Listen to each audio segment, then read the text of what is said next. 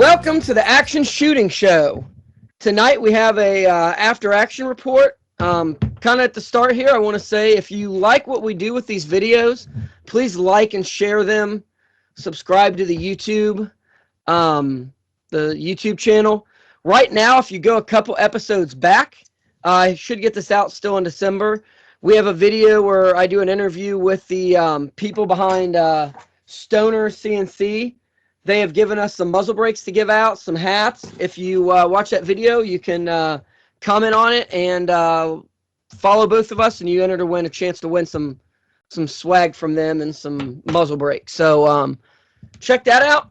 And tonight we're going to be talking about the Hunters Moon run and gun that was out at Lucas Oil.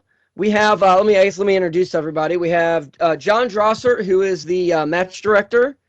We have Andres Isidro and Mike Ford, who is not on the screen, but he's with us. So let's, I guess, do a quick intro. So John, do you want to give a quick intro about yourself? Just let everyone know whatever you want them to know. I think you've been on before, though, haven't you? At least once, twice? Yeah, I did an after action with you guys for the Badger Trekker run and gun that I was fortunate enough to go shoot this year. A month before posting Hunters Moon out at Lucas Oil. So I've been around the running gun circuit for a few years now. I think I ran my first one in 2018. Decided to, jump in both feet to the match director world this year. I've been an RO for many, many years, and I think I'm up to 47 or close to 50 events before choosing to step in as a match director. And I'm just excited to talk about Hunters Moon. Awesome. And Andres, you want to kind of give a background on you? Anything you want to share? Yeah, sure. So I was on some episodes back for the Tenet Midnight Madness. Not much has changed. I've also been around the run and gun crowd since I think 2017 was my first one, like the first Legion, I believe.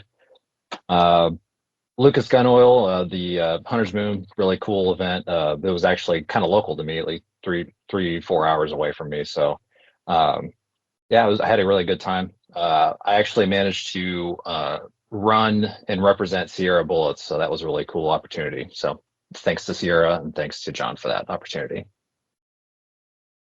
No, that's awesome. I love Sierra Bullets. They do. It's probably my top choice. And then Mike Ford's on here. He's been on a lot. Go back to other episodes.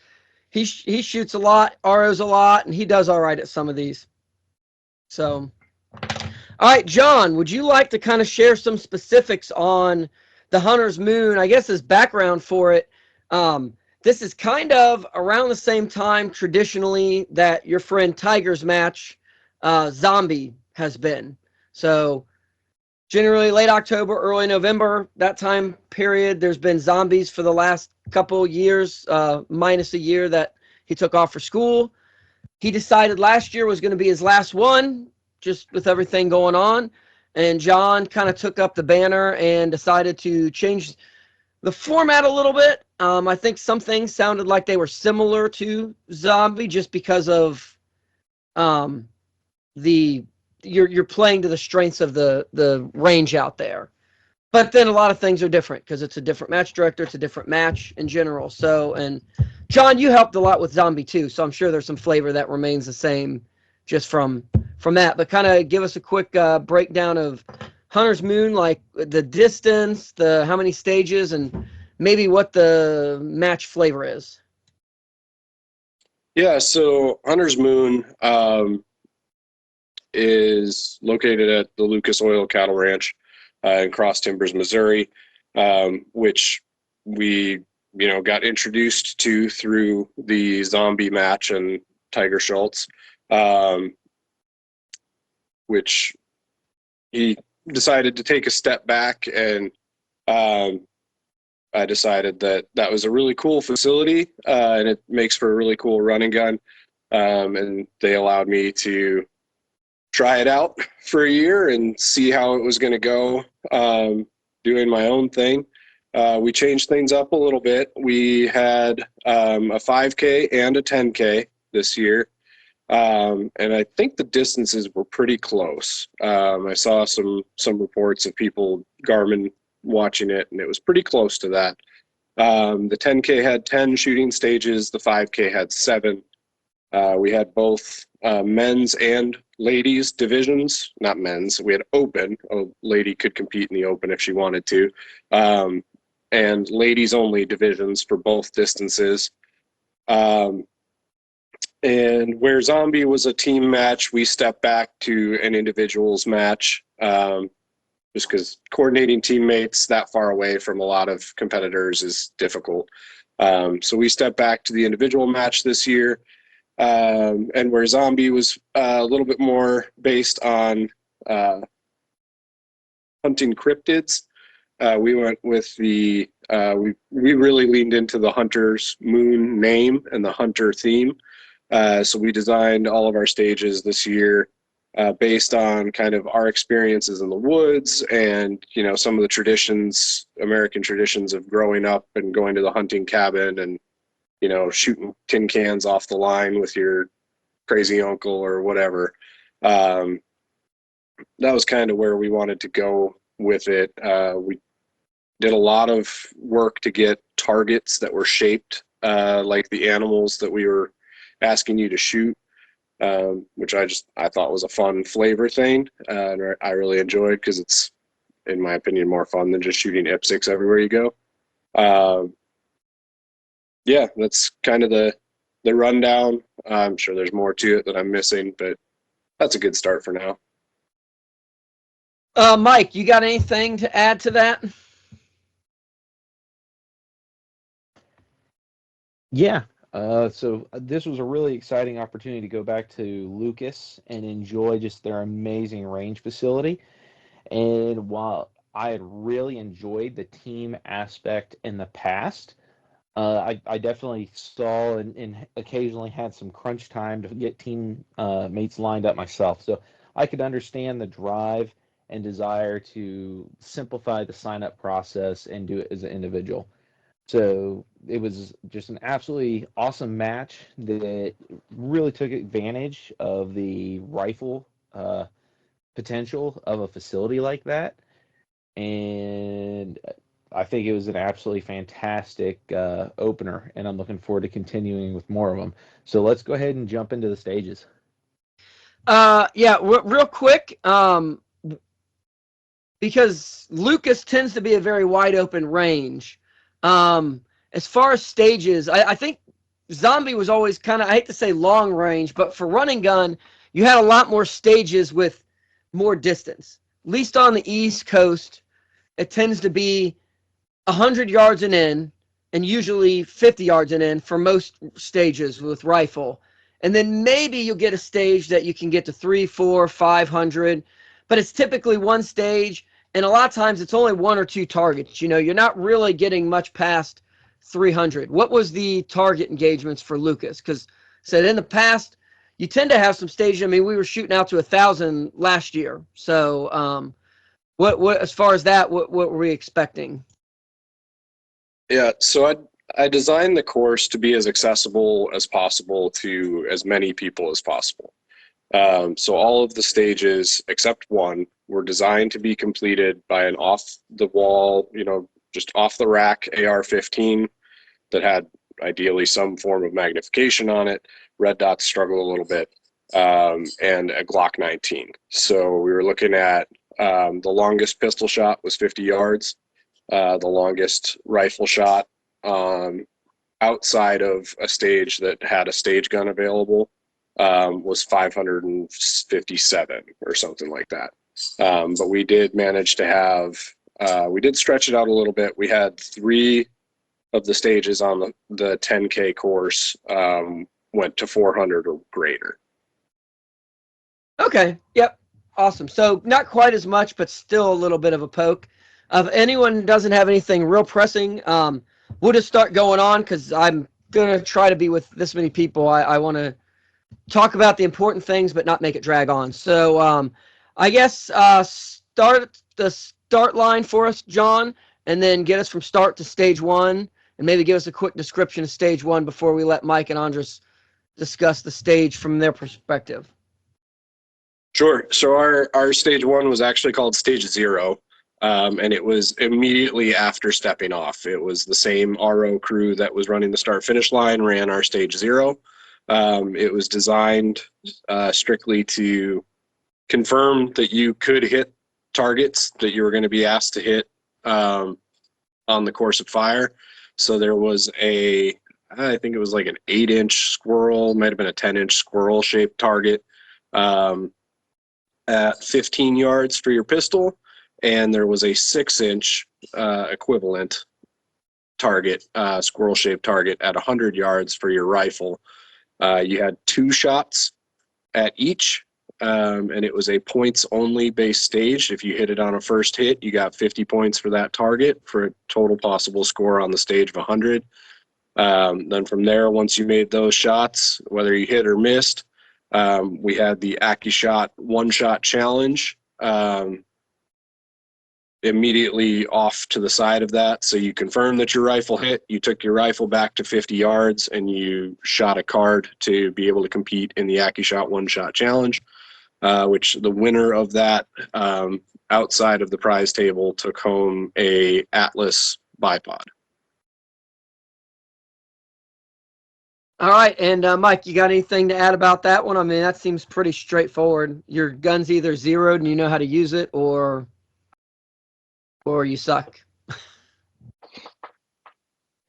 Yeah, I think that one is one of those things where people might not be aware of, if you zero at 50 yards or 100 yards, that just a couple inches can make a difference on where you're holding sometimes on a target like that. But with the amount of long-range rifle that they do out there, I do think it's really important to have a stage like that, because it allows the ROs that are there to confirm that this person actually has a gun and the capability to go out, and they're not going to be sending rounds into the next county because they're running with something that isn't well zeroed. We've seen this countless times at matches, and so this is a fantastic opening stage, in my opinion. So that's kind of my thoughts on it. Awesome. And Andres? Yeah, so as from a competitor standpoint, I thought it was a really good stage in the sense that it kind of helps you build like a little bit of like a mental confidence boost, as well as like your first stage is always a little rough. Having having like such a I won't say easy stage, but like a stage that's simplistic like that gives you the opportunity to like get warmed up and be like, all right, I can shoot the rest of the stages on completely on point without having to be warmed up. So, or it could have the opposite effect where you find out that your zero is actually not where you thought it was, and you're gonna have that digging in your head the rest of the match. So Yeah, and I know Zombie did something similar like that. And I mean, at start finish, I saw people missing what were even more generous targets than that. So you got something else to add, John? Yeah, we had a completion rate of 94.9% on that. So the vast majority of our competitors came with a piece of equipment that they knew how to use. So that was what we were designed and trying to test, and looked like it worked out. That is encouraging. All right, so you go off from there, and so that's stage zero. You head to officially stage one. Yep. So our stage one this year was titled Uncle Tiger's Plate Rack Playhouse. For folks that had been to Zombie before, there is always some form of Tiger's plate rack stage, and this has eaten enough people's lunch over the years that it's been adapted now by Hunters Moon. It's been adapted by Badger. It's been adapted by a couple different matches. And it's a relatively simple concept in that you have to run a plate rack clean. You can't miss. For us, we decided to make it a little bit more dynamic, and it was intended to be a little bit harder for the aspect of there were more targets to hit, but easier in that the targets were bigger. It ended up being significantly easier. We had 15 targets on 3 different plate racks. We had 5 targets at 7 yards, 5 targets at 12, and 5 targets at 15. Fastest time for the stage was 14.99 seconds, and we had a 88.8% completion rate on this stage. Awesome. Mike, what are your thoughts on that? That's a fun stage to kind of open up and step on the gas with, but it's also one of those that if you go really overconfident, that sometimes it can bite you. But at the same time, it's really more than anything a head game. Almost every person that shows up to shoot Hunter's Moon, if they really slow down and take the time to get their hits, they can complete that without having to do a bunch of makeup shots. So it's a fun challenge. I know the first time that I ever had to, like, oh, you're going to shoot plate racks clean. If you make a mistake, you're going to really kind of pay for it. I remember that intimidation. And now that I've got the experience, I just kind of look at it as like, oh, yep, this will be a fun challenge.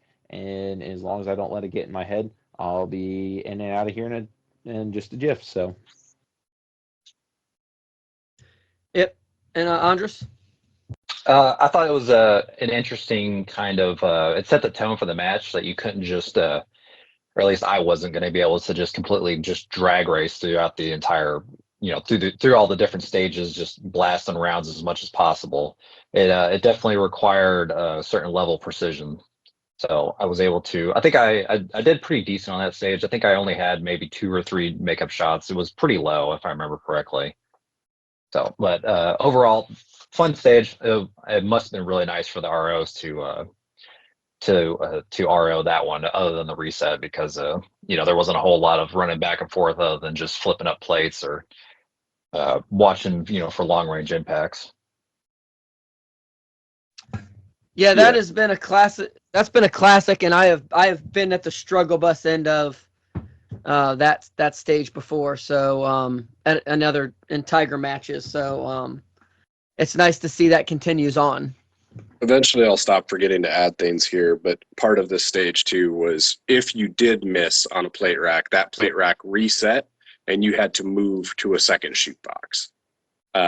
And then if you missed again, you moved back and you just bounced back and forth between the 2 shooting positions. But the plate racks reset if you missed. So if you went 1, 2, 3, miss, you had to move shooting positions and then start over on that plate rack. Once you finished a plate rack, it was considered locked, and you moved on to the next one. You never had to shoot that first plate rack again. Yeah, and was this pistol and rifle, or was this both guns? Just pistol? Just pistol. Okay. Yeah. So that's it's easy to run a plate rack, but when the penalties for a miss is having to move and reset, that, like Andres was saying, if you kind of have to find your pace. Any one of us here could probably just burn through all 3 of them. But if we can only, as fast as we can shoot, but if we can only do that 1 out of like 10 times, you're going to eat a lot of penalties. So, all right, well, let's head on to the next stage. I guess I wanted to add here, and I don't know, I assume the course, maybe describe the course. The thing about Lucas Oil is, despite being in Missouri, there actually is there's a lot more elevation than you would expect for that part of the country as far as the course. There's some good hills there. There's a lot of up and down. In the past, you've had everything from like gravel roads to cow pastures to bushwhacking through woods. Was that pretty similar to this year? Just to give people kind of an idea when you're going stage to stage, what you're traversing.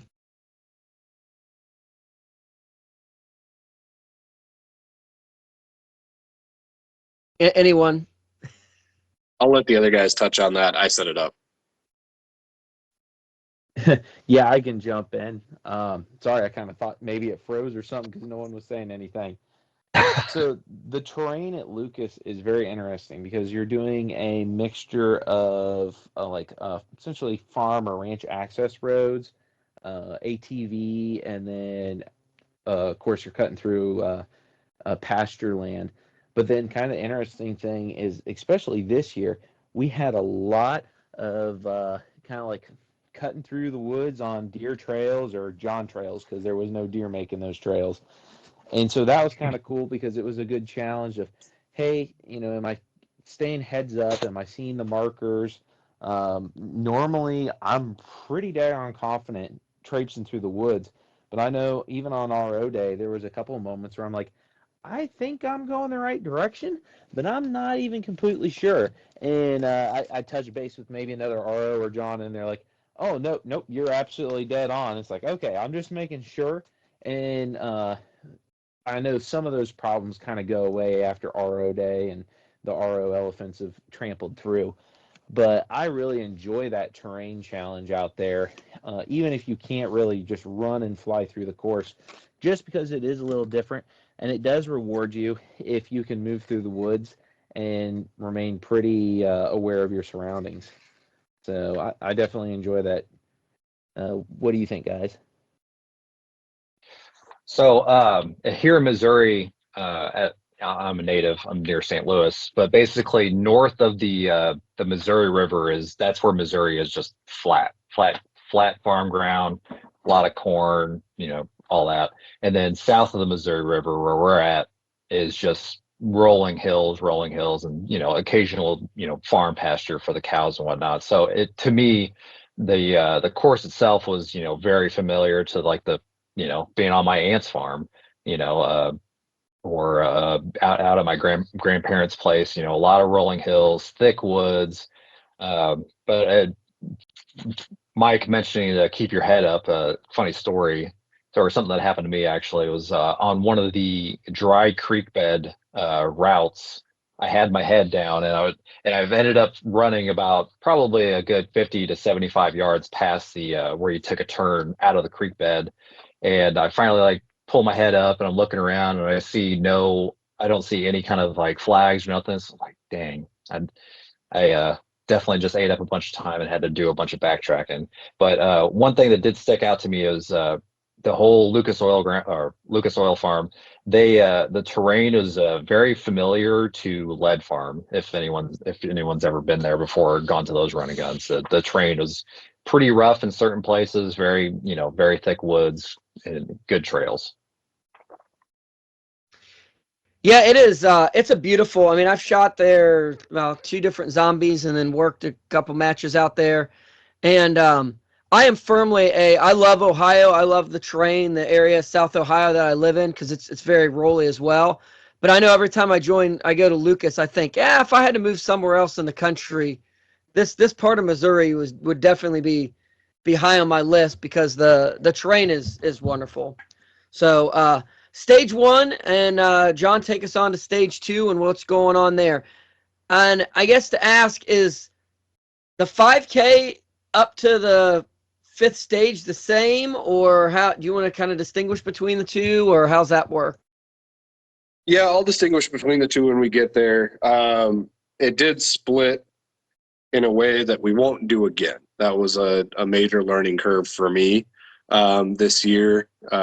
Moving forward, future years, we're going to do things a little bit differently on how we decided to split the course and what stages people got to shoot. But for stage two, this stage was titled Know Your Target, Know Your Hits. So this stage was based a little bit on like the Simon Says game, the game of memory. So on go, you would run up to a table, and on the table, there were 2 pictures of the targets that you were going to engage. Overlaid on top of those was the numbers in which, in the order that you had to engage those targets. It was a rifle and pistol stage. You started on pistol. So you ran up to the table, you looked at the image, you tried to memorize the order. You ran to shoot box 1, drew your pistol, and engaged a dueling tree that had 5 plates on it in the correct order. Once you had finished that, you holstered, either ran back to the table and double checked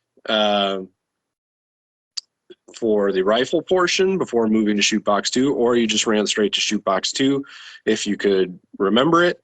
And shoot box 2 was with your rifle shooting at a know your hits target, which is a big, basically a bullseye target, but each quarter moves independently and the center moves independently. So you had to remember which order you had to hit those quarters and the center plate. And that target was sitting at 100 yards, but you were shooting through a big blue barrel. So for anyone that's not shooting suppressed, that first shot goes off and you really ring your ears and jar your teeth. And anyone that shot through a barrel or through a tube knows what I'm talking about. And that can really screw with the memory game too. If at any point you had to return to the table to try to remember the course of fire, the engagement, there were mats provided for you to ground your hot weapon on, pointed down range, so people weren't breaking 180s, that kind of stuff. This stage had a fastest time of 48.04 seconds, which was pretty quick, and a completion rate of 66.3%. All right, Mike, what did you think of that stage?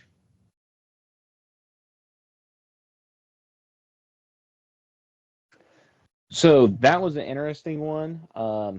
It was a little bit of a kerfluffle when I hit it because I think the ROs had just exchanged and cycled through because the time I hit it in the day.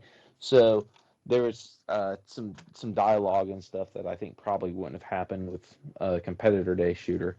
But I liked the challenge. It kind of threw me for a loop when the targets were not as they were actually presented in the picture. And I would say that, so like the one side was a dueling tree and you had to shoot the dueling tree in the proper order. And so you look at the picture and you associate the order that you're shooting it with the position of the plates. And so when I got there, the plates were just all over.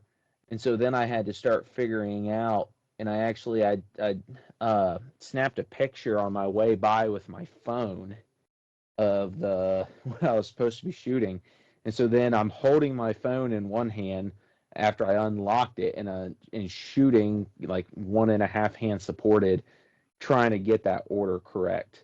So it definitely threw me because what I had visually memorized and run through when I looked at it was not the target presentation I had when I got there. I worked through and then was able to move over to the rifle and did a lot better on the rifle side. But yeah, it was definitely kind of oh shoot, this is a think quick kind of thing and problem solve through it. So yeah, it'll be interesting to hear how it worked out for another competitor. So for me, I actually had kind of the opposite experience in that the pistol went pretty well for me. I also had kind of like some mismatched plates versus the picture, the diagram. But the way the way that it helped me remember is to remember it by levels, meaning if at the topmost level, if there was a plate that needed to be shot on that side, I would shoot it. Just remember the level or the orientation rather than like the actual placement. And then for a rifle, I have a really bad memory, so I was able to remember the pistol perfectly fine, and then I just kind of like keep the muzzle down range. I sidetracked back to the diagram for the shoot order for the rifle and got into it. And I think I struggled a little bit with my position on that. I was shooting suppressed, so didn't have to worry too much about that, so that wasn't too bad. But I eventually cleared it, relatively quickly. Not, top, stage win, top time, but still did all right. This was also the stage, if I remember correctly, where the RO with the red hat was situated at. And I guess I'm really short, but like I guess I didn't look at the top of his head, didn't even notice at all that he had the intel cap or the intel hat that he was. You could ask him a question and he would give you helpful hint for I think the next stage. Good deal. So one thing I think maybe as a takeaway, especially if you're a newer competitor here, is there's all this stuff that they've got to remember on the clock. if you are not really comfortable with your gun, gear, shooting, like if there's conscious things that you have to do, like, oh, I've got to make sure I load, I got to make sure I do, you're going to have a lot of trouble on a stage like this because you're not going to remember a shooting order and then remember to, oh, I got to line up my sights, I got to do whatever. So the more that you can practice and be kind of subconsciously competent with all of your guns. You know, if you're one who constantly switches rifles, and then when you get this rifle, I got to remember like how where this. Oh, it's the AK, so I got to flip the safety up here, and I'm not, it's not my thumb, and yada yada. You're gonna struggle a lot more on a stage like that. So that's the big thing. If you've done these before, like Mike took a picture. Mike shot enough matches like this. He kind of knows, oh, if there's something I got to remember on the clock, maybe I don't want to have to remember it on the clock. Maybe having a picture up front is going to help. So, or, you take a notebook up there and write it. I mean, I always have something to write on. So maybe some things to think about. So stage 2, and then take us on to the next one, John. Sure. So the next one, stage 3's title was Big Game Hunt. So this stage was designed on getting out and actually like hunting a deer, right? So the shooting position was which isn't legal in most states, but it was the best way for us to get you the elevation we needed to see the target, was on go. You would climb into the back of a side-by-side, shooting off the roof of the side-by-side downrange at the target. There was only one target. The objective here was identify, range, engage. So what made that really important, trying to get people to kind of slow down and take their time with it, was you only got 2 shots. So if you made that first round impact, great. If you didn't, you only had one more shot. The thought process behind that was, in real life, a deer is not just going to let you send rounds down at it. You're only going to get 1, maybe 2 shots if you're lucky.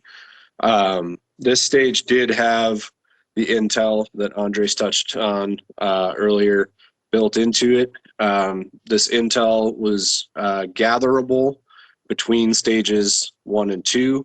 And if you asked the RO at stage 2 that was wearing the bright red hat, which all of those clues were given to you, but he gave you the range of the target, and he gave you, if you made a first round impact, you could pivot and use your second round to attempt to hit a Sasquatch target that was also out in this big open field that you had to find and engage. That first target was about the size of a white-tailed deer's chest. It was an 18 by 30 rectangle hanging, broadside. And that Sasquatch was absolutely massive. That Sasquatch gave you a bonus if you did hit it. It was a 30-second bonus, which we will be shortening next year, because the fastest time on this stage was negative 5.37 seconds, because the guy completed it in 15 seconds or something ridiculous. 25 seconds is what it was. And this one had our lowest completion rate at 36.2, strictly based on the fact that it was you only had 2 shots. Yep, can't rely on accuracy by volume there. Mike, what'd you think of that stage? And did you get the intel?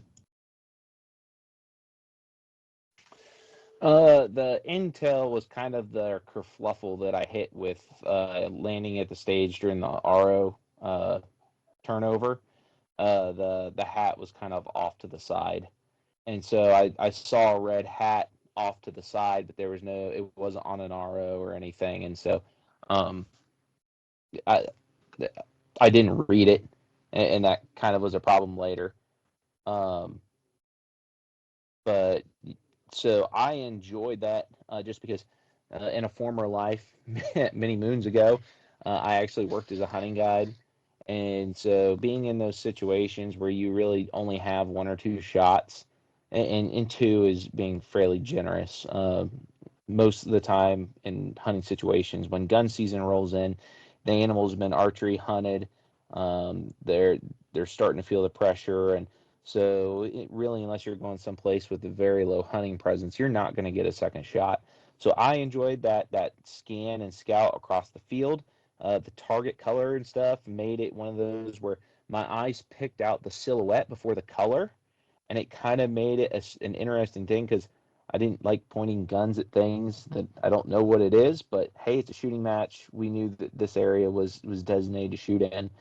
I was really happy that I got first round impact on that. And then after that, the RO that was there was kind of a discussion of, well, I asked about what's that target over there, and they're like, well, that was part of the bonus stuff, and I was like, what bonus? And so then there was a conversation about, well, oh, well, you mean they weren't wearing a hat? It wasn't nearby that you could read it? No, no.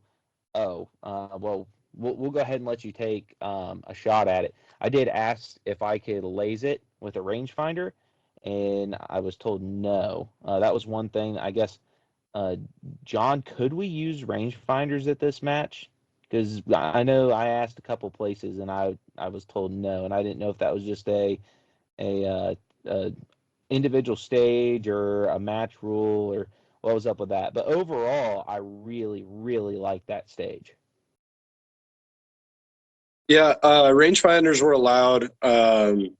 It's one of those, if you want to carry it, if you think it's going to help you on the match, absolutely carry it. It all has to be done on the clock. So where you might have run into it there, Mike, was because you had the discussion and everything, and you were now off the clock. They might have questioned that a little bit, but yeah, rangefinder should have been allowed. Any equipment that made it easier, binos, rangefinding binos, shooting bags, tripods, anything you guys wanted to carry, you were allowed to carry and use on any stage. Okay. Well, in a lot of times, little kerfluffles like that, as I've been calling it tonight, that's just part of what happens on RO day, and I've come to accept that as just part of the game. And overall, it probably didn't make that big of a difference on my outcomes or scores. But yeah, again, love the stage. I'll hand it off to the next guy. Yeah, so that stage, I was part of the 70% that failed miserably on that stage. The farthest I've shot a deer was like 75 yards, and that was even probably pushing it. I hunt I hunt here in Missouri, and I hunt on the ground. I don't hunt in a tree stand or nothing, and it's in dense, thick forest. So even 75 yards is pushing it. When I threw up my optic, I had it on 8 power. To me, the thing looked humongous. So I was just like, all right, whatever. I'm just gonna hold dead on it, fire one round, zero impact, do my 200-yard hold. I'm like, oh, okay, all right. Send another round, nothing. I'm like, I have no idea how far that target is. He's like, it's 500 yards. I was like, yeah, that makes sense. And so, yeah, I didn't have the intel. I didn't have it. That would have helped out a lot. But didn't have the intel, didn't have the bonus, didn't make a hit.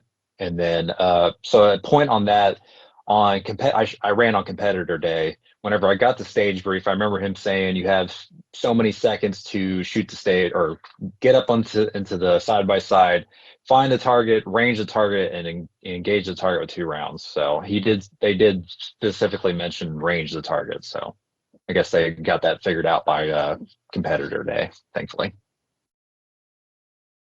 Yeah, and I mean, from being there, if there's just a target out in the middle of a field, especially something like that, it's not like a standard IPSC, or silhouette target. Scale is really, really hard when something's out. I mean, the difference between 200 and 500, if you don't really know how big that target is, it's not a normal thing, it's pretty easy to misjudge something at that distance. So we've all been there. John, take us on to the next stage.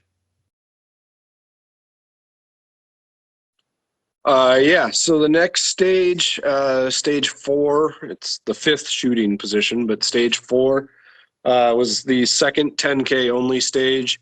Its name was Hogs in the Holler. This one was designed around eradicating feral hogs and the problems that they cause for ranches. So this stage, there were 6 hog targets ranging anywhere from 100 and I think it was 100 yards was the closest, 125 maybe, to 400-ish yards. And you had there was a provided gate, like you would walk through a fence kind of ranch gate, with 3 shooting positions. You shot from prone to start, then moved to kneeling, and then moved to standing for 18 total hits, 1 hit on each target from each of the shooting positions.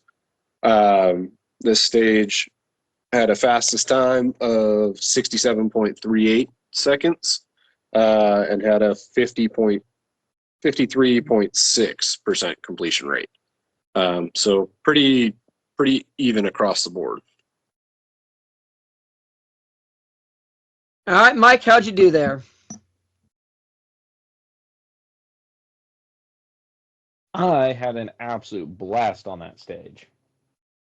So it might not have been my fastest time, but I definitely enjoyed that. The transitioning between those targets at distance, remembering what the hold was that helped you connect before. Absolutely, that's a fast and furious situation, and just an absolutely good time. I like that stage and definitely hope something like that returns.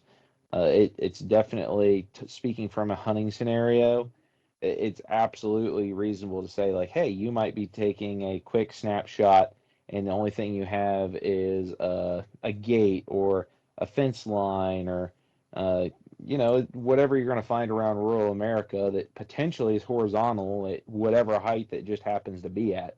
And so that's kind of an excellent representation of that and makes for a really fun opportunity to, hey, can I get in a position real quick, make my hits, move to my next position, and get to try all those in short order. So good targets, good target presentation. Just the whole premise of the stage was excellent. So that's my thoughts on that one.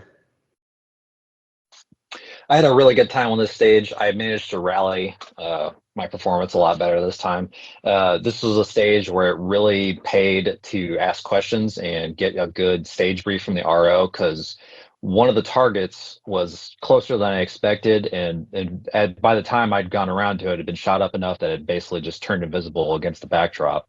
And I was starting my count of targets 1 target ahead, so the final target I kept thinking was like across the road, back in the tree line. I'm like, man, that's a far poke, but not too bad. But I was like, I'm just not seeing it. And eventually the RO got me walked on and figured it out. There was also a stage that that was, I think, the 2 competitors, or one or 2 competitors ahead of me, they kept knocking targets off of that stage, and they kept having to do reset on it. But overall, what I really enjoyed on that stage was just the depth of targets. Just like constantly going, a lot of variety and range dealing with it. So I like that stage a lot. Yeah, I mean, we say it probably every episode on this show, but run time is cheap, shoot time is expensive. So as Andra said, like, really make sure that you understand the stage, where the target's at, how many there are, where you need to shoot the things from, because if you the more you gotta figure out on the clock, and you can't always see every position from where the stage brief is, but the more you gotta figure out on the clock, the slower your shoot time's gonna be. So that was, you said stage 5, right? The 4. So I guess take 4. us on to the next 4. Second only. So take us on to the next one. Yep. So the next stage 5, was the 3rd and final 10K only stage. This stage was titled Sucker Punch a Prairie Dog. And this one directly paid homage to Zombie. In anyone that's been to Tiger's Zombie match knows the Beware of Bathrooms stage. This was a play on that, themed towards hunting and dealing with prairie dogs instead. So on the beep, you would stand up off the toilet, make your way through the door, and there was basically a burn it down field of 25 flippers in front of you, anywhere from 7 yards to 30 yards in the wood line that you just had to hunt and find. My favorite part of the stage this year is I explicitly told the ROs to not tell you when you were done. I had the competitors make that call because realistically with time, it doesn't really matter. Your time goes off your last shot. So I wanted the competitor to really hunt and make sure that they had all of their targets knocked down. This stage winner was actually Andres at 18.32 seconds to burn down 25 targets. And the stage had a completion rate of 81.2%. So everybody pretty well knocked it out of the park. All right, Mike, how'd you do? What'd you think? I know you've shot bug hunt, Beware Bathroom stage quite a few different times. So how was your feeling on this one? Oh, I'm a fan, and I was super happy to see it come back. It's not that I have some sort of super secret advantage or anything over other competitors on this. I don't know where the targets are either. So you're blasting, you're looking around the trees, prairie dog, and looking left, right, trying to make sure you hit everything, and before you decide that you're done. But I enjoy that challenge, and it rewards people that understand that they can't just stand and deliver from one spot, that they need to make sure that they're doing visuals as they're knocking stuff down and being aware of what's fully going on in the target array. So I really enjoyed that stage. I'm glad to see it come back in some version. And honestly, I will happily shoot it as long as it keeps showing up in matches. So Yeah. So this stage where the first actual stage past the zero confirmation stage, where you had to kind of like rein it in and be a little bit more precision. This was straight up drag racing. I had a really good time with it. It shows. But I really enjoyed it. Like it was one of those those perfect stages where everything just kind of comes together. I had a little bit of footwork in there because I knew that tree, it was going to block stuff. So I didn't try and crowd the tree too much, staying within the shooting area. I made sure I had enough standoff that I think I ended up shooting basically everything from the left side of the tree and not have, I was able to keep the movement to a minimum, and then banged out a reload about halfway through the targets just to make sure it didn't go to slide lock. And the RO not telling you when you were done was definitely kind of a mind game, because I was just like looking around. I'm like, man, did I shoot everything? I sure hope so. And he's like, are you done? I'm like, yeah, I think so.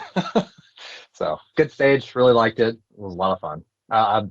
Sometimes it's really nice to have a little bit of mix it up in your run and gun. Just if it's more of a precision oriented type match versus like a burner match, you want to like do something in a different gear. And I think that was a really good addition to the match. Yeah, absolutely. Sounds like it. I mean, we don't shoot a lot of paper and running guns, so when you shoot steel, it tends to be maybe not huge, not super small, but not huge either. I mean, you got to aim more on an 8-inch plate than you would on a bigger piece of paper. So when you got something that you can kind of open up and move a little faster, it's definitely fun. All right, so that's the last 10K only. So we're catching back up with the 5K guys. What's up next? Yeah, so something I want to touch on before I move any farther forward is I've been saying the completion rates of this. What's important with that is that's completion without penalty. So Hunters Moon, we changed the scoring a little bit from what is kind of become the norm of if you fail to neutralize a target at other matches, you can get a DNF, which zeroes out your score entirely for that stage. We went to penalties. There was a 10-second penalty for any target that you failed to neutralize. So these completion rates on the stages are based on people completing it without getting any penalties. The reason we went to this scoring method is kind of your top tier guys. It's not going to affect greatly, but your mid packers, that 20 to 50, 20 to 70% of the field, the guys that are, betting a case of beer against their buddy on who's going to do better, it rewards those guys for the targets that they hit. Because if you've got your buddy comes through a stage, and I know Andres and Josh have an incredibly competitive nature, and they were chasing each other the whole time. So, if Andres shows up and he only gets 14 of 15 and Josh only gets 3, that's a pretty significant advantage in scoring to Andres. So we wanted to make sure that we were rewarded that. So just want to throw that plug in for the scoring of that's what we were doing. So when you had to slow down and look and make your hits and make sure you were done, the vast majority of the people that didn't complete that last stage that we were just talking about had one target still standing somewhere that they just needed to sidestep another 6 inches and it would have presented itself behind a tree or something like that. So just leaving it to the competitor to be able to say, yep, I'm done. You can't really argue that you missed it at that point. But sorry, I'll get off that tangent. Stage 6. So this is where our 5K and our 10K course came back together. So this was my single biggest learning curve from this year. We will not do that again in the future of having the 5K, because this was the 5K stage 3. So the course, where we touched on the terrain and everything earlier, the course was designed to slow fast runners down. Kind of across the board, looking at scores across the nation at other running guns, the average 10K time seems to be about 2 hours, 20 minutes, 2 hours, 30 minutes, somewhere in there. Hunters Moon's was 3 hours and 30 minutes. So we had people on average an hour longer on the course, which was fine as long as it was all 10Kers out on the course. As soon as we started adding 5Kers to the mix and they bottlenecked, we started having wait times. So that was my biggest learning curve. We're not going to do that again in the future. This stage was designed to be a burn it down, stage 6. Its title was Charging Bear. It was designed to replicate a human wildlife conflict between a hunter and a bear moving through the woods. You had 10 seconds to get a hit on a target at 50 yards, or 2 hits at 50, 30, and 10. And that was replicating how quickly a bear could cover that ground. All right. What do you think, Mike? So I think this was a phenomenal stage. I've been pretty lucky and had the opportunity to bounce around in several of the eastern states that has black bear. So Tennessee, Kentucky, West Virginia, Pennsylvania, upstate New York, Michigan. And I've been lucky to see some pretty daggone big black bears for this part of the country, pretty close. And one thing I've noticed is people do not tend to respect them, especially at the national parks. We've all seen those terrible videos. But, even in the mountains of Poconos, people gather around watching a big boar get into a big dumpster. And I think that it's just so easy for us as gun owners to say, oh, well, if there's any, bears or whatever, I'll pull out my pistol and take care of business. And I think this was an excellent wake-up call to many gun owners. I think we saw this on the award night when John spit out the stats on it, of just because you have a gun does not mean that you're going to get it out and employ it in time and well enough to stop a threat. And yeah, there's a lot of studies saying that just getting the firearm to discharge or getting one round in the bear can make a big difference. But I think it's a good gut and ego check. And it's a fantastic stage. It was another one of those fairly generous targets, and it was an absolute drag race. So I think that there was an excellent stage, and yeah, I wouldn't change anything about it. So that's kind of my thoughts. Yep. So this stage is actually caught on the was it Gun Stuff TV? Their little special on the Hunters Moon Run and Gun. They actually caught my run on film for this one, and they Josh apparently tried to play some mind games with me and told the ROs to tell me that he got some kind of crazy impossible time. So like I'm just sitting here waiting. I'm like, there's no way he did this. And so at the beef, I pull out and I'm just everything came together. It was the stage was basically a variant of I believe it's the accelerator drill, where it was two rounds for three different targets, and it was from far to near. And I blasted through them, and he tells me the time, and I'm like, Josh got what time again? And I yell out, curse words, and then like, no, he didn't really get that. And I'm like, son of a gun, unbelievable.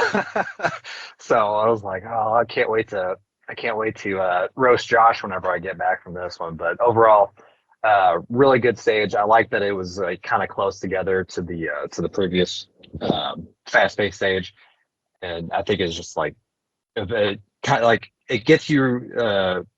Puts you like in a mindset of like, all right, all the stages are going to be burners, but then like as soon as like a stage comes up that's not a burner stage, that's whenever kind of like forces you to actually like be in it mentally instead of just shooting every stage with just blasting. That's fun. A little good-natured rivalry is always good for a match. Did you beat him on that stage? I did, yes. Well, that's the important part. So, Yes, what was the fast? I made sure he heard about it whenever I got back. That's great. A fun fact about that stage is it was, again, designed to replicate a bear charging you kind of out of the blue that you just had to react to. A bear would have, a full-grown adult black bear would have covered that distance in 3.4 seconds. Andres had the fastest time of the day at 3.57 seconds. So even Andres would have had a bad day. Although the bear may have slowed up after the first two hits. Yeah, which is likely, So, but still. Yeah. I mean, yeah. So. But we had a completion rate on that one, 74% of folks passed without any penalties. So we tried to be a little bit, while 10 seconds seems like a really fast par time, when you're doing that, it's not, and so we tried to be generous there and let people really kind of burn it down. That may or may not change in the future. Well, I will say from match director's perspective, if you have an area that you think could get backed up, a short stage like that there's no reset, you can get people in, it's the par time short, that's not a bad place to have something like that. I mean, it sounds like it still had a little bit of flow issues, but if you're going to put a fast stage, that's a good place for it. Yeah, that one turned and burned. It bottlenecked at our next one, which I'll get to in a second. Another thing that we did this year that I thought was fun, I'll let the guys touch on it if they cared one way or the other. My wife and I both work in natural resources. We're both nerds. So after all of the stages that were on both the 5K and the 10K course, there was some ecological fact tried to be based around the animal that the previous stage was built on. So for this one, as you left the stage, you encountered a sign that told you the fact, like, hey, were you fast enough? A bear would have covered it in 3.4 seconds. And then at the end of the match, that all came to a head with a quiz at the end to see how much you remembered from those ecological fact signs, and how much intel you jotted down or whatever. And the winner of that quiz, whoever got all the questions right, we had a tiebreaker question, all that stuff. It actually came down to rock, paper, scissors because we had two people have the exact same thing. But the winner of that he received a free registration slot for the 2025 Hunters Moon. So hopefully we'll see him back. He was actually a hell of a competitor too. So we hope to see him back next year. Moving on to the next stage, stage 7. This is where we hit our bottleneck. We knew we were going to have a little bit of a bottleneck here because this is the lawn range stage. Historically, every match that I've been to at Lucas bottlenecks here, because this is the stage that we reach out to 1,000 yards. This year it was titled Predator Put Down, and all of our targets except that 1,000-yard target were coyote shaped. So you were putting the dogs down before they could do damage on the cattle. We had targets ranging from 100 yards to, I think the farthest coyote was at 437 or something like that. And then from there you transitioned up to the final shot, which was the 1,000-yard stop the clock shot. For folks that didn't have a rifle or didn't choose to carry a rifle that could make that shot, we had a stage gun available that was, you paid me $5 when you registered, which didn't even actually cover the cost of the ammo for most shooters. And we provided 3 rounds out of one of my rifles that was capable of making that shot. The fastest time on this using the stage gun was absolutely smoking. So it was 9 required hits between all of or 7. Was it 7 required hits? Anyway, burned down all the coyotes, transitioned to the long range. It was completed in 27.21 seconds, and we had a completion rate of 52% without penalty. So That sounds about right for a long range stage. When you start stretching out with any guns, people don't get practice at that, and a little bit of air goes a long way. So, Mike, how'd you do there? What'd you think? I had a blast. This was an interesting match for me because I took out my 18-inch 5.56, and so I was able to reach all the way out and hit the farthest target running my 69 grain hand loads. And so it was the first time I had taken this rifle out and shot a match with it in this configuration, and I really, really enjoyed it. And I liked having more of that SPR-ish rifle. This match really catered towards it, and it made for a really good rifle for that stage. I had paid for the stage gun because traditionally in the past I would have shot this with my 6.5 Grendel, but I really didn't feel like lugging a Grendel around and all the ammo to do it. And so I was like, well, I'll try. And I told the RO that was there, I know I paid for the stage gun, but I'm going to take a couple shots with my 5.56. And I managed to pull off first round impact. So I was pretty happy with that. So yeah, I really enjoy this stage. It definitely separates the riflemen from the folks that are just slinging lead when you actually have to reach way out there. But it was really awesome that John thought ahead and designed a match that was completely doable with a 5.56 AR. But if somebody didn't feel confident in trying to reach out, there was the stage gun option. So that was really great, and I think that was an awesome idea. Yep, I had a good time on this stage as well. They had a little bit of a struggle with some of the targets, the closer range targets out to 400, but eventually took care of them, no problem. I was shooting my normal daytime run and gun rifle, which is a 13.7 with a 1-8 on top.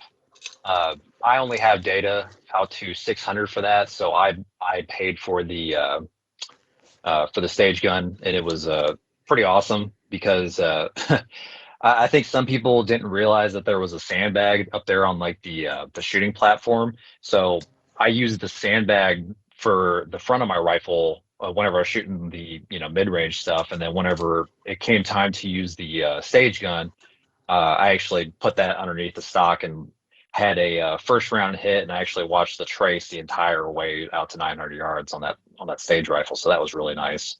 That it was a super heavy rifle, a giant break on it. Like it worked. It was pretty nice. I do have a membership out of Gadsden, which has ranges out to 1,000 yards. So I think before next year, I'm going to try and get some data and actually try and give a whack with the 13.7. I'm also shooting a 69 grain hand load. Does your bullet stay supersonic out to there?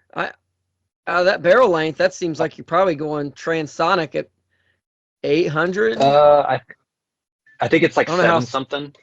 Yeah. 7 and change. But Yeah. I mean, they can hold. I mean, I just saw a video yesterday, someone making a mile hit with a 5.56. But when they go transonic, sometimes bullets don't do what they're supposed to do. yeah, they do get Yeah, and squirrely. At Gats. Oh, go ahead, Mike. I was just gonna give you credit because my 69 grain load is your 69 grain load that you started me on a couple years ago, and it just works so well from everything up from like 11.5 to 18-inch. So thanks for that, buddy. Yeah, it's with those Rocky Mountain reloading 69 grain Botel hollow points. Cheap bullet uses CFE 223 powder, so at least in my area, it's relatively it's always available, which is something you kind of fight with the more foreign produced powders. But I think you meant to say your sponsor, Sierra Match Kings. I mean, hey, if they'll give me 69s, I'll shoot them. Yeah. All right. Yeah, so part of this too, any target that there was, except for the one target on the big game hunt stage, that the entire objective was for you to find it yourself and range it and engage it. Any target that there was even an inkling of doubt, was a competitor going to be able to see it? We had it painted to the best of our ability, in a way that made it fair and equitable to as many competitors as possible. We did that by only painting the outer inch or so of the target. So if people were getting center of target impacts, it wasn't really affecting the paint very much, allowed the paint to hold up really well. And any target that had a concern of, were you going to get a hit on it, that the RO may or may not be able to see, had a flasher on it.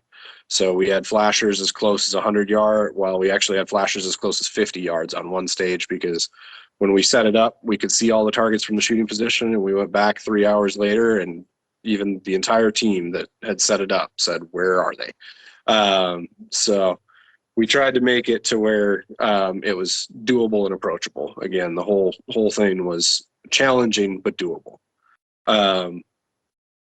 You want me to roll into the next stage right away? Absolutely. This is your last stage? It is not. We have one more after this. Oh, okay. Yep. Go right into it. Excuse me. So this next stage, this title was Farmageddon. So a little bit of this was based on doing chores around the farm, and then having to take out the varmints. So before the clock started, you had to move a wheelbarrow simulated by farmer carry bars. It was 45 pounds in each hand, not anything too crazy. There was a 10-year-old girl that did this stage with no problem, so I don't really want to hear any complaining about the weight. But so you had to move a farmer's wheelbarrow carry, and then there was a 50-pound feed sack that you had to move, and a straw bale that you had to move. Once you moved all three of those, I'm going to call them obstacles because I can't think of the right word. You stepped across the shooting line. As soon as you stepped across the shooting line, your time started for the stage. You moved to the first stage. You had to find and engage the small game targets. There were rabbits, squirrels, and prairie dogs. Once you determined that you were done with that particular color of small game, you moved to shoot box 2 and engage the next array, I guess, of small game targets. These were gravity poppers with your pistol. You then holstered your pistol, moved to shoot 3, and engaged the varmints in the tree line, which we had a skunk, a squirrel, or a groundhog, a raccoon, and something else. A bobcat. Atlas Target Works targets, shape, cut steel, very cool targets. These were the targets that just absolutely disappeared into that tree line, so we made sure that we had plenty of flashers on them. I thought this was a fun stage. I'll let these guys touch on it. Yeah, what do you think, Mike?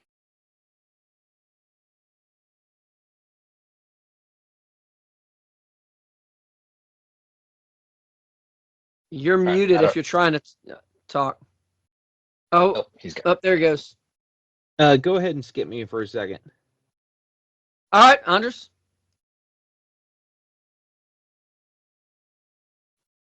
There we go. Sorry.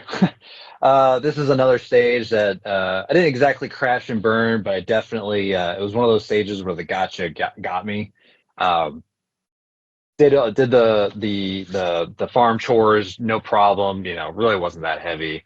Had my heart rate, going up enough, and I was just like, I was trying to, at the time, if I remember correctly, I was trying to make up for my stage two, the disaster on stage two. I think it was the long range, the only two shots, and get to the first shooting position. And I clear all the targets on the left, and it just, I don't know what it was. I completely forgot all the targets on the right side and progressed forward. And this was a stage where the RO was very explicit that once you move past that shooting position, you cannot move backwards. You can only progress forward. And by that time, the targets were beyond the 180, so I couldn't shoot any further. And I think I left however many targets were there on the right side from the first shooting position.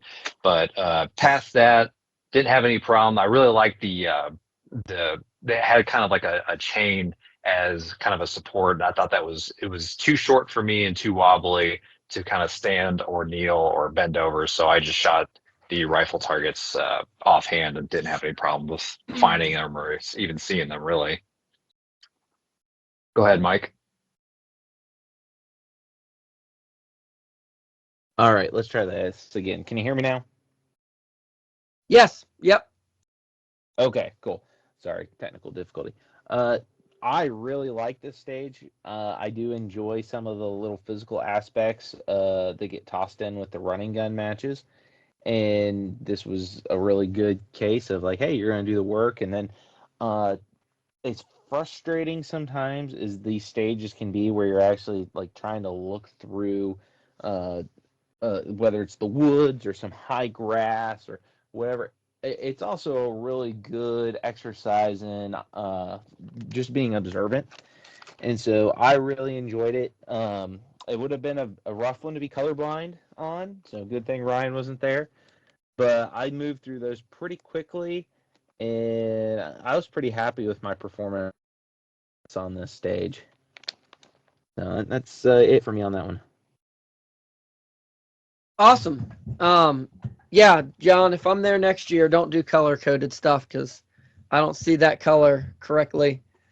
So, but if you do, I have been screwed at a match or two from not being able to distinguish different colored targets, and that's just how my life goes. So go on, share your next stage. This is the last stage now, correct? Yep. So this is our final stage.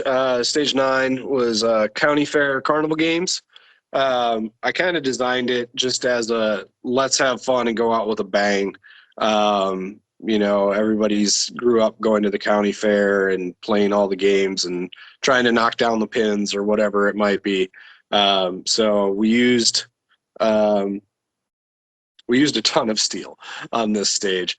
So on go, you move to shoot box 1, you engaged a knockdown plate rack, then you move to a Texas Star, and then you engaged an inline plate rack as well.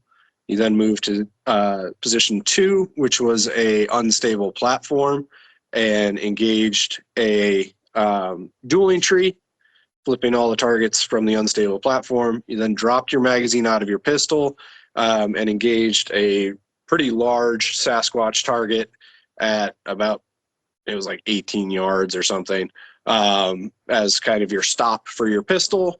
A high value target is what we call them, HVT, because you only get that one shot at it. So this is where our scoring system kind of got some people. If you missed that HVT, you weren't going to get a very good time.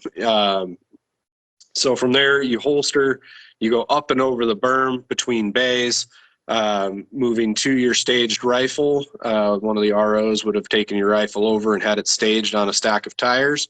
You loaded, made ready, and engaged the Crate Tactical deck of cards.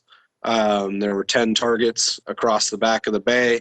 Then you did a dueling tree, either up or down with your rifle, dropped your magazine, and there was a relatively large deer-shaped target as your final HVT to stop your clock and end your shooting for the match.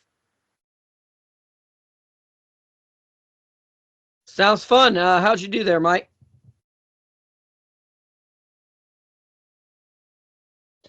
I did pretty well, I thought. So when I came through on RO day, I was pretty pooped. I RO'd and ran a 10K ROing that stage, and then went out and did another 10K as a competitor. To me, while I was pretty happy with my performance, considering how far I'd gone and everything I had overcome, there was a lot of really good lessons to be learned for competitors on that stage. And what I mean by that is I saw a lot of people show up and start shooting pistol with partially loaded magazines. And insane partially loaded rifle where they didn't police their kit and get everything ready. So it cost them a lot of time. But at the same time, there was also some smoke and runs as folks came through there that were fairly squared away and absolutely showed you how fast you could run a plate rack or a Texas Star and really throttle up and down when it comes to some of those shooting challenges. I was actually kind of surprised at how many people towards the end of their run were tired enough that they missed the HVT or didn't necessarily understand like where it was at, even though the perimeter of the target was spray painted bright orange.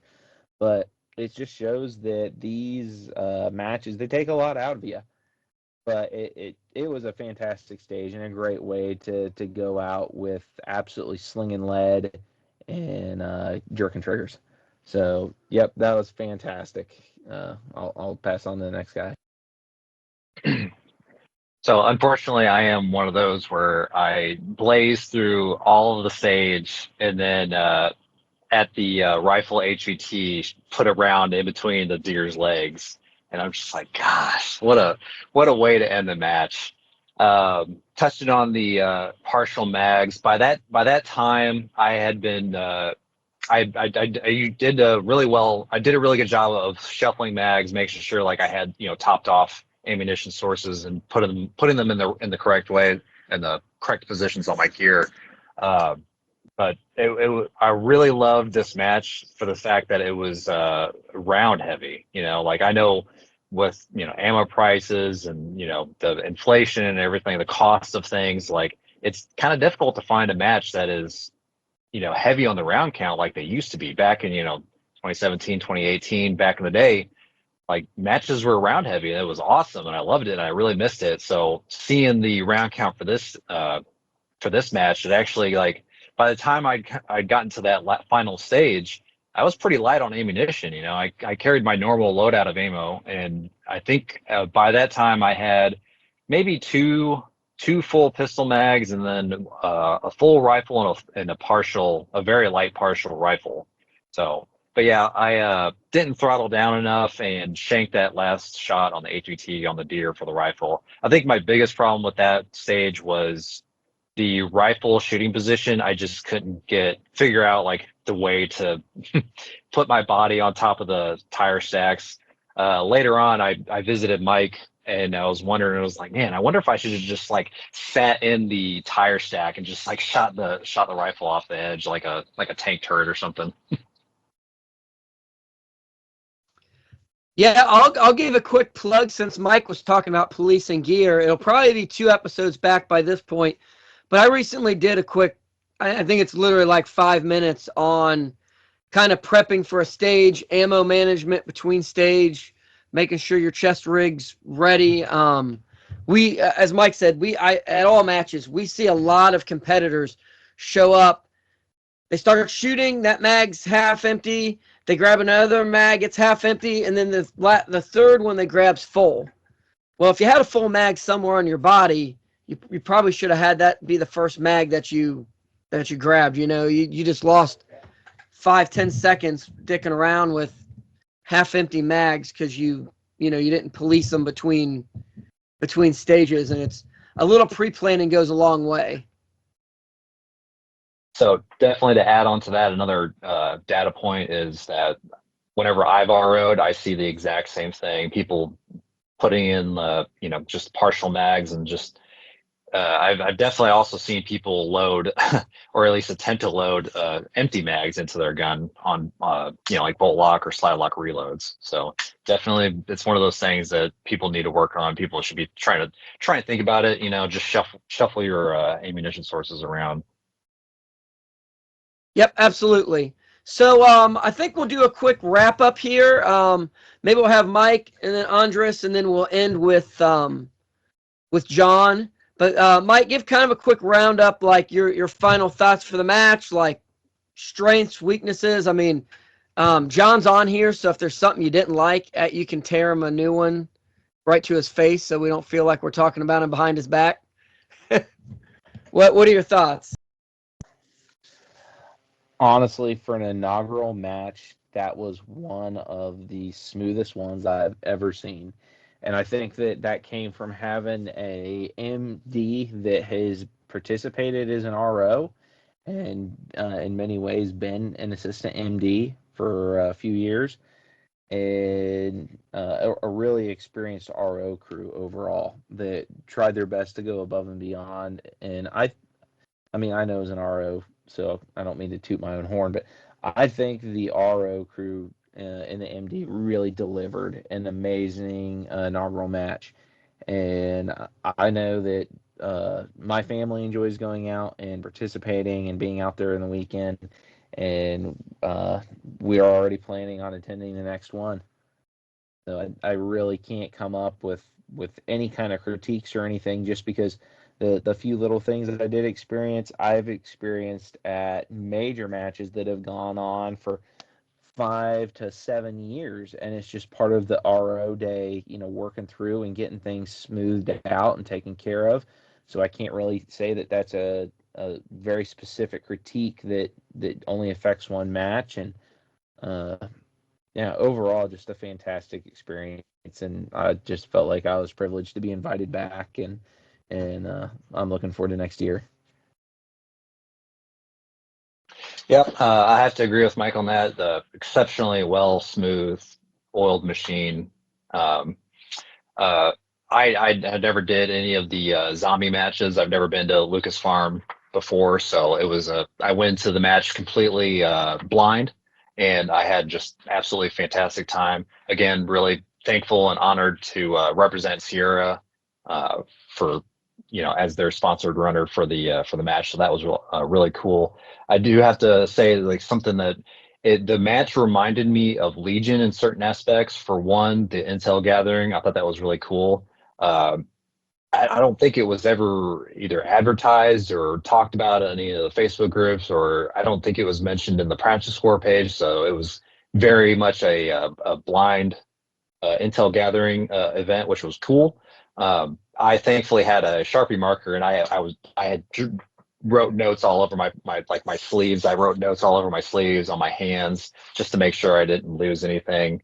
I was fresh off of a Legion from September earlier this year, so I was like, oh shit, I gotta remember all this stuff. But overall, I had a really fantastic time. Can't wait to do it again next year. Also the big giant hill on the way to I forget what stage it is, but the long range stage. That was definitely reminiscent of old Legion back in Rock Castle, the power line cut. Only it was, you had to go down and up it instead of just up. So really, That is the Soul Crusher, is what that hill is yeah, named. yeah. That sucked, but it was awesome. All right, John, I'm sure you have a ton to say and a lot. I mean, I'm sure you learned a lot, but maybe hit one or two like high points or anything you want to add, kind of to the wrap up here. Yeah, so I'll try to keep it brief. Thank you guys for all your kind words. Thank you, Ryan and Mike, for taking the time to put this together. I appreciate it. 2024 couldn't have happened without the ROs. Those guys are incredible. Thank you to that team who helped us put this on. Literally can't do it without you. Something that I I really want to emphasize is we lost 5 ROs the Sunday before. So our entire RO team was stretched really thin. And when push came to shove, it didn't feel like it at all. These guys knocked it out. They crushed it. Incredible crew. Very thankful for them. Also very thankful for all of our sponsors and everybody who supported the match on that front. As an inaugural match, we managed to put together a prize table upwards of $25,000 that we managed to give away. So the support for Run and Gun is there, and thank you to all of those companies that did that. Night Force, Vortex, Crate Tactical, Atlas Target Works, Hunters HD Gold, Smoke Composites, and there's one more big one in there. We had 27 sponsors across the board that stepped up and supported us in big ways and small ways. In any way, it's appreciated. Thank you to all those guys. Please go over to the Hunters Moon Facebook page. We have posts for all of our sponsors for the 2024 event. Please thank those guys.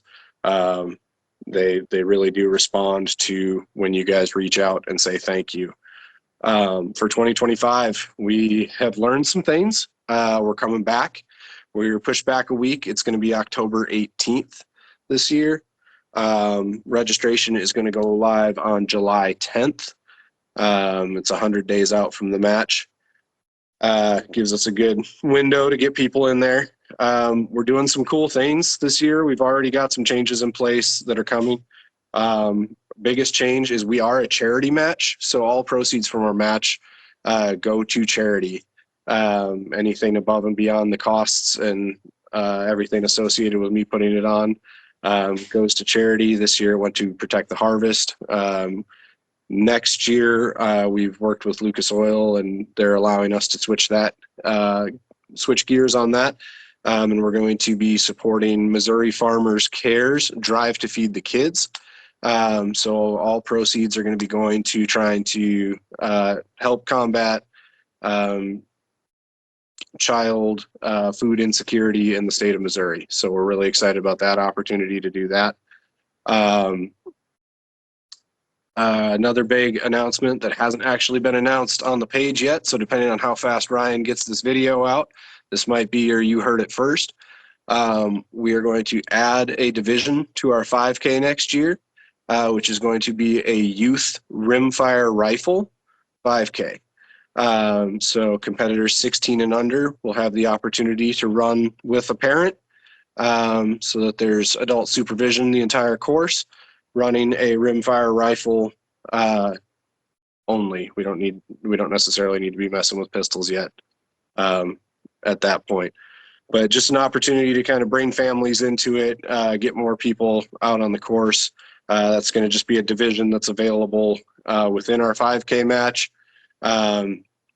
It will obviously be a little bit different because your rimfire rifles can't necessarily do what your centerfire rifles can. So the course of fire will be a little bit different. It'll be tweaked a little bit. Excuse me, won't be directly comparable scores wise, but still a lot of fun. They'll still have an opportunity for a trophy. They'll still get to shoot the stage gun at 1,000 yards, all that kind of stuff. To Andres' point, that stage gun did have a massive break. It is now suppressed. We are much more civilized. So moving forward, we won't be rattling the RO's teeth out up on top of that hill all weekend. And then the last kind of teaser I'll leave out there is next year we are moving to, if you complete the long range stage, if you make that 1,000-yard hit with your own gun, there will be an award for you for doing that. So get your guns out there, get trained up, get your dope, know how to use your equipment, and we'll hope to see you in October. Awesome. Thanks again, you guys, for coming on here. Thanks everyone who's stuck with us and watched this. I hope you enjoyed it, and I hope to see you guys all out there at the match next year. So till then, we'll see you out in the range.